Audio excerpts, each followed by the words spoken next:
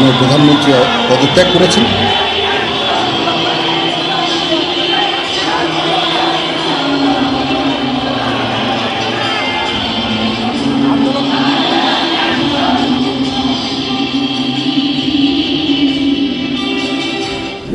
যে দিনগুলো ক্যালেন্ডারে শুধু সংখ্যা হয়ে থাকে, 5ই আগস্ট 2024 তার মধ্যে পড়ে না।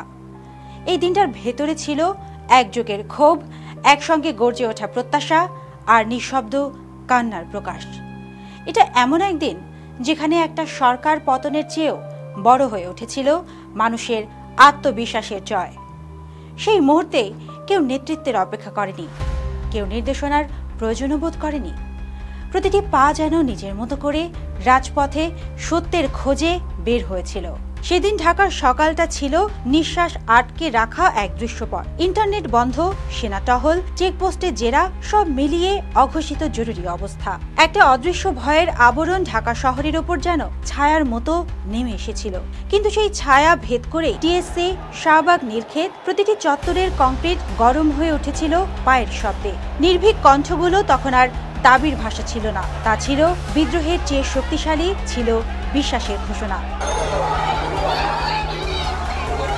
এই জাগরণ হুট করে আসেনি।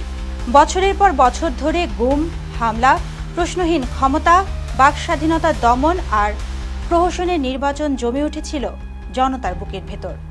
5ই আগস্ট ছিল সেই ক্ষোভের বিস্ফোরণের দিন। শুধু রাজধানীই নয়, চট্টগ্রাম, রাজশাহী, খুলনা, বরিশাল, সব শহরে, সব জেলায় একই ছবি। সবার চোখে ছিল এক ধরনের দীপ্তি। কোনো দল, কোনো ব্যানার নয়, মানুষ নিজে থেকেই পথে নেমেছিল। ঠিক যেন 71-এর মতো নিজের দেশের অধিকার ফেরত আনতেই তারা পথে নেমেছিল। প্রতিবাদ যখন চূড়ায় গণভবনের ভেতরে, তখন উত্তেজনা টানটান। শেখ হাসিনা নিরাপত্তা বাহিনীর শীর্ষ কর্মকর্তাদের সঙ্গে বৈঠকে বসেন। প্রথমে কঠোর দমন নীতির পক্ষে থাকলেও সশস্ত্র বাহিনী জানিয়ে দেয় এখন আর সেটা সম্ভব নয়। রাষ্ট্রের ভেতরে তখন এক অদৃশ্য নায়ের প্রতিধ্বনি। শেখ হাসিনার জেদ তখনও অটুট ছিল। তবে পরিবারের মধ্য থেকেই আসে শেষ বোঝানোর চেষ্টা। শেখ রেহানা আর জয় ফোনে যুক্ত হন। সবশেষে সিদ্ধান্ত আসে দেশত্যাগের। দুপুর 2:30 সামরিক হেলিকপ্টারে শেখ হাসিনা ও শেখ রেহানা ঢাকা ত্যাগ করেন। এটি ছিল ঘোষণাবিহীন এক পদত্যাগ আর ইতিহাসের সবচেয়ে অনাকাঙ্ক্ষিত প্রস্থান।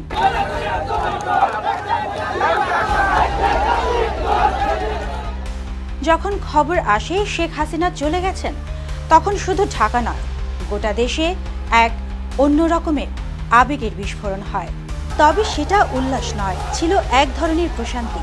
চট্টগ্রাম থেকে সিলেট, নারায়ণগঞ্জ থেকে দিনাজপুর, মানুষ একে অপরকে জড়িয়ে ধরে কাঁদছে, হাসছে আর গাইছে, আমার সোনার বাংলা, আমি তোমায় ভালোবাসি। এই দিনটা ছিল জনগণের জয়, যারা একদিন সাহস করে রাষ্ট্রকে জবাবদিহিতার মুখে দাঁড় করিয়ে দিয়েছে। 5ই আগস্ট এখন ইতিহাসে লেখা হয়ে গেছে, কিন্তু ইতিহাস কেবল লিখলেই হয় না, তা বহনও করতে হয়। 1 বছর পর ফিরে তাকালে এটা শুধু এক পতনের দিন নয়, এটা এক নতুন শুরু। এই দিন আমাদের মনে করিয়ে দেয় ক্ষমতা ক্ষণস্থায়ী, কিন্তু মানুষের জাগরণ চিরন্তন।